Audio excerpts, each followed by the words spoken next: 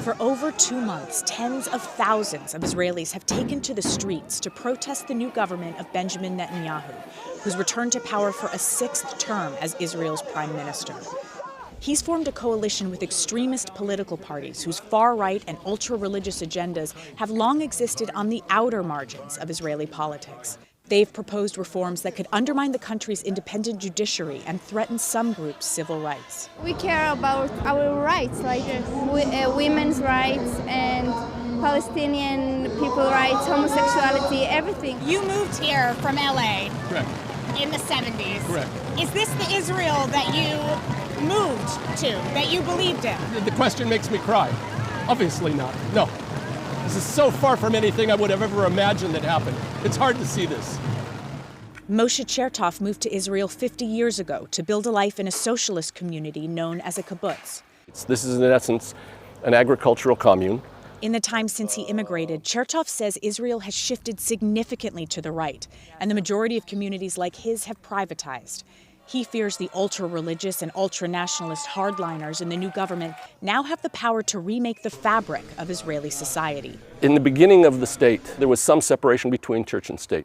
Now there's not only no separation, the new government is giving them powers to be able to say that doctors should be able to decide not to serve patients because it doesn't meet their religious beliefs.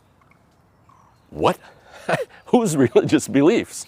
I don't understand what kind of extreme Judaism that is. It's definitely not the Judaism that I knew, or that I'd say 75% of American Jews know. If the situation continues as it's going, will you be able to live in this country? I'll have to. I don't want to go anywhere else. Netanyahu's government is trying to pass legislation that would allow a simple majority of lawmakers to override decisions by the country's Supreme Court. Critics say that could allow the party in power to operate without democratic checks and balances. And many fear the new government will implement other policy changes driven by the hardline views of its most extreme coalition members. Boaz Bismuth is a member of the Israeli Knesset from Netanyahu's Likud party. Can you guarantee that under this government, equal rights for everyone will be maintained? I know my Prime Minister Netanyahu. You know him as well as in America. And I think that is very, very, not only keen, he's very cautious to protect human rights in the country and equality between the citizens. You made it clear, though, that in order to form a government, you needed to seek out partners, and these were the partners that were available to you. So, in essence, they hold the power. Netanyahu's position is dependent upon their support. Yeah, but don't forget, we are the main party, we are the leading party, and we are liberals, and we will not agree anything that will allow this inequality in our country. They did agree to put a radical ultranationalist in charge of the police. Itamar Ben-Gvir is Israel's new national security minister. In 2007, he was convicted of inciting racism and supporting a terrorist organization. Itamar Ben-Gvir has chanted death to Arabs in the past. He's on camera encouraging Palestinians to be shot.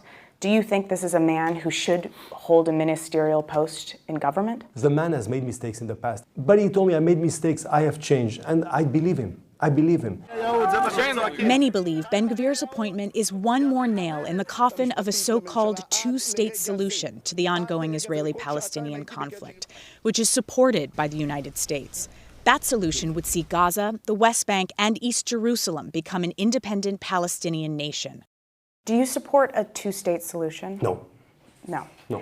So what is your message then to the United States? Blinken called your foreign minister and reiterated the United States' support for a two-state solution. What is your response? First of all, my message to America is thank God, that we're friends. We share the same values, and thank God we share the same values. Yet, we can also disagree. The new government has made it a priority to expand settlement building, the construction of Jewish communities in Palestinian areas that often involves the forced eviction of Palestinians from their homes.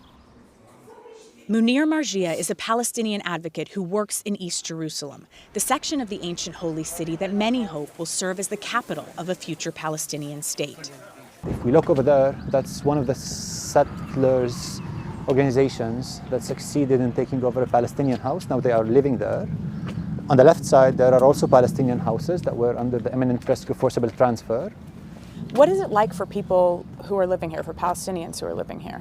Palestinians are coping with a system that is built on the premise of Jewish domination, hegemony, and superiority. What do you think the future holds, given this new government? I'm not hopeful. You're not hopeful? I'm not hopeful. I think it's going to be very violent. So far, it has been. A series of Israeli army raids in the West Bank have killed and wounded scores of Palestinians, and 7 Israelis were killed in an attack outside a synagogue in East Jerusalem, the deadliest attack of its kind in years. After 2 young Israeli men from a nearby settlement were killed in the West Bank city of Hawara, Israeli settlers rampaged through the area, torching cars and homes in what's been described as a pogrom. Despite a recent meeting between Israelis and Palestinians to try to keep the increasingly fragile peace, violence and anger may be on the brink of boiling over. Haley Ott, CBS News, Jerusalem.